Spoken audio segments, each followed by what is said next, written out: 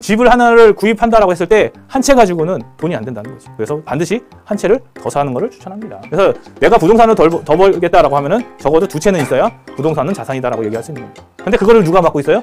정부가 맡고 있다고. 왜 맡기는? 두 채부터는 배 아프거든.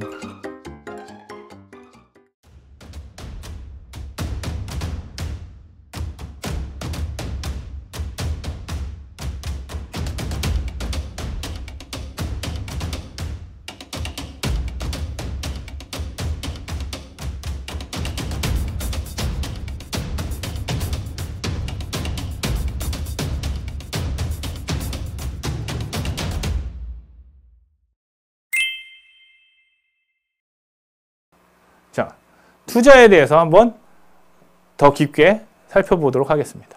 지금 확실한 현재가 있죠. 이 현재를 뭐 하는 거예요? 불확실한 미래에다가 투자를 하는 겁니다. 레버리지는 뭐예요? 빚이라는 건 뭡니까? 불확실한 미래의 것을 끌고 와서 확실한 현재에서 소비를 하는 거라고. 그래서 빚이 많은 사람들은 어떻게 만들어지는 거예요? 이 불확실한 미래를 노출을 시키는 겁니다. 근데 이 불확실한 미래를 확실하게 만들면 뭐 할 수 있어요?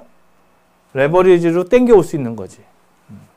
그래서 투자 대상이 갖고 있는 위험을 알고 수익을 얻기 위해 걸리는 시간을 안다면 뭘 할 수 있어요?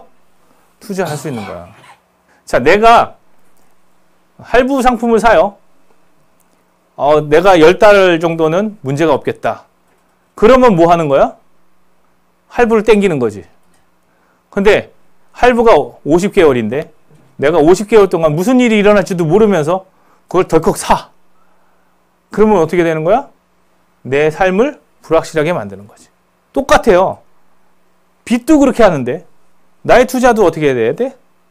얼마나 위험하고 얼마나 오래 걸릴지를 알아야 투자가 확실해지는 거죠. 그래서 핵심은 뭐예요? 수익은 얼마나 오를 거냐, 얼마나 안정하냐, 그 다음에 나한테는 얼마의 유동성이 있느냐. 그래서 내가 뭐 하면 안 돼? 빠듯하게 투자하면 안 돼요.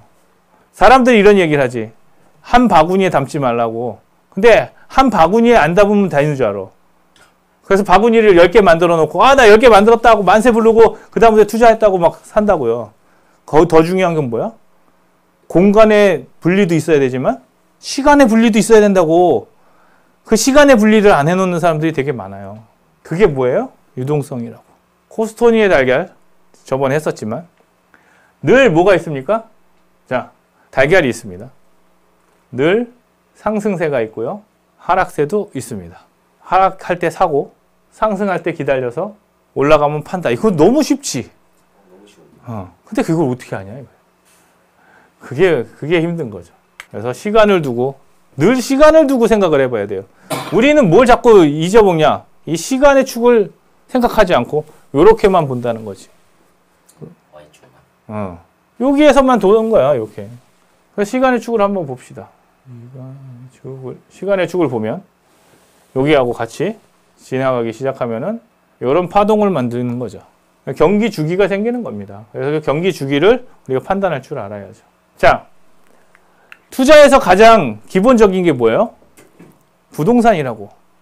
우리나라는 주식에 옵션이 없기 때문에 첫 투자의 저기를 뭘로 대부분 삼느냐?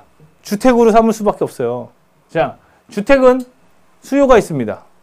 두 가지 수요가 있는데 하나는 임대 수요가 있고 또 하나는 매매 수요가 있어요. 그래서 매매 수요를 누르면 뭐가 상승해요? 임대 수요가 상승하고 임대 수요를 누르면 매매 수요가 상승한다고. 이걸 뭐라 그래요? 풍선 효과라고 하는 거지. 그래서 집에는 뭐가 있어요? 사용 가치와 투자 가치가 있다고.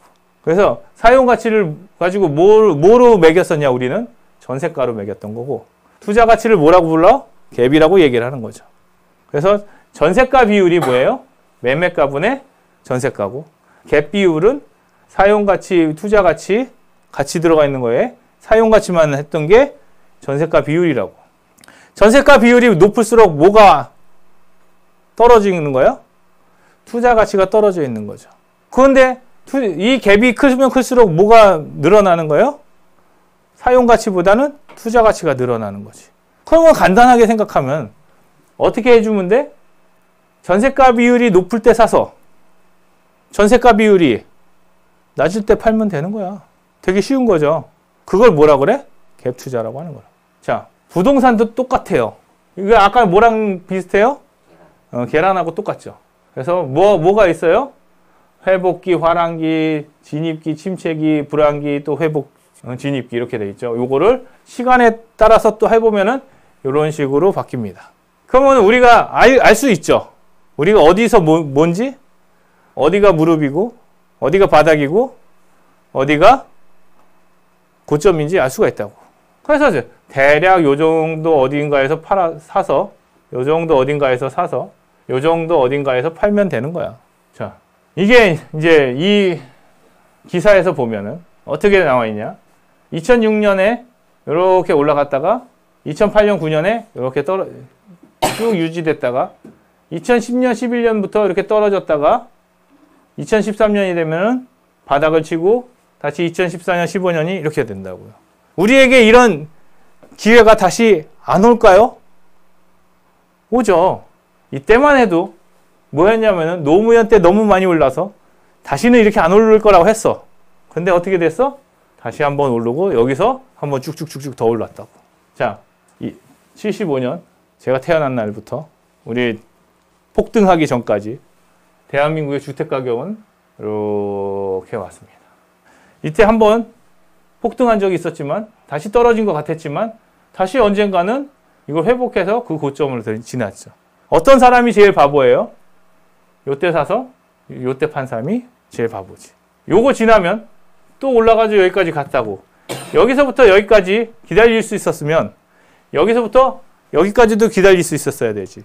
근데 이런 것들을 왜 못 기다려요? 급하니까 그래. 마음이 급하니까. 자, 한 번, 두 번, 세 번, 네 번, 다섯 번, 여섯 번. 육각형의 차이지 대여섯 번의 기회가 있습니다. 주택가격을 변화를 이렇게 추이를 쭉 보면은 이런 식으로 쭉 올라왔다가 우상향한 거를 알 수 있습니다. 자, 여기에서 보면은 아파트 가격 지수만 봤을 때 인플레이션이 있었던 거와 금리와 경제 성장을 보면은 크게 보면은 하락기, 상승기, 또 하락기, 상승기, 또 하락기, 이렇게 다시 상승기. 이런 식의 한 4-5번의 기회가 오는 거죠. 우리 인생에 적어도 한 요 2-3번의 기회가 옵니다. 그거는 잘 포착을 하기를 바랍니다. 자, 2008년에 대폭락이라고 나왔었죠. 그런데 어떻게 됐어요? 대폭락을 하고 밑바닥을 뚫고 다시 올라가는 거죠. 요 기간이 몇 년이에요? 증감률로만 보니까 엄청나게 떨어진 다음에 다시 올라가는 게 되게 적은 것 같지만 요때부터 계속 증가했던 요것을 가지고 금액을 보면은 엄청난 상승을 했다라는 거지. 자, 요때 잠깐 하락하고 다시 이렇게 상승한 겁니다. 금액으로만 봤을 때. 그러니까 유를 가지고 자꾸 하다 보면은 어떤 문제가 생기냐면은 그 숫자에 자꾸 현혹이 되는 거예요.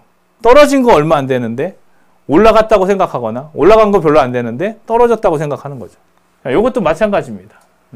매매가 올라가고 전세가 올라가고 매매가 올라갈 때는 전세가 덜 올라가고요. 전세가 조금 올라가면 매매가 떨어지고 매매가 올라가면은 전세가 떨어지고 다시 매매가 덜 하게 되면 전세가 올라가고 요거를 계속 반복해 가는 겁니다. 그래서 내가 집을 많이 샀다 그러면 어떻게 돼? 집값이 오른다는 거는 집을 살려고 하는 사람이 많은 거죠. 그러면 뭐가 올라가겠어요? 전세 하는 사람들이 별로 없다는 얘기잖아. 그러면 전세는 별로 없는데 수요는 별로 없는데 집을 많이 샀으니까 공급이 늘어나죠. 그러면은 집값이 떨어지는 거고 뭐는 올라가? 전세값은 올라가는 거고. 전세가 많아지고 집이 안 팔리면은 집의 수요는 없는데 전세 수요가 많아지는 거죠. 집값이 떨어지면 전세값은 올라가고 전세값이 떨어지면 집값이 올라가는 그거는 왔다 갔다 하는 거예요. 그래서 그거에 대해서 집을 하나를 구입한다라고 했을 때 한 채 가지고는 돈이 안 된다는 거지. 그래서 반드시 한 채를 더 사는 것을 추천합니다. 그래서 내가 부동산을 더 벌겠다라고 하면은 적어도 두 채는 있어야 부동산은 자산이다라고 얘기할 수 있는 겁니다. 근데 그거를 누가 맡고 있어요? 정부가 맡고 있다고. 왜 맡기는? 두 채부터는 배 아프거든. 그래서 지금 젊은 사람들이 돈을 벌 수 있는 기회가 없는 거야. 수도권은 어떻게 되고 있습니까? 이게 수도권이 20%였어요. 전국에. 이건 49년에 우리 태어나지도 않았을 때고. 자, 이제 우리가 조금 이제 활동할 때로 가봅시다. 요 정도로 가봅시다. 32%에서 46%가 되면서 지금은 어떻게 됐어요? 반이 넘었다고. 그럼 앞으로는 어떻게 될까요? 더 올라가면 올라가지. 떨어지진 않아. 이게 그래프의 어떤 그래프의 그 기울기만 좀 낮아질 뿐이지. 계속 올라가고 있다고요.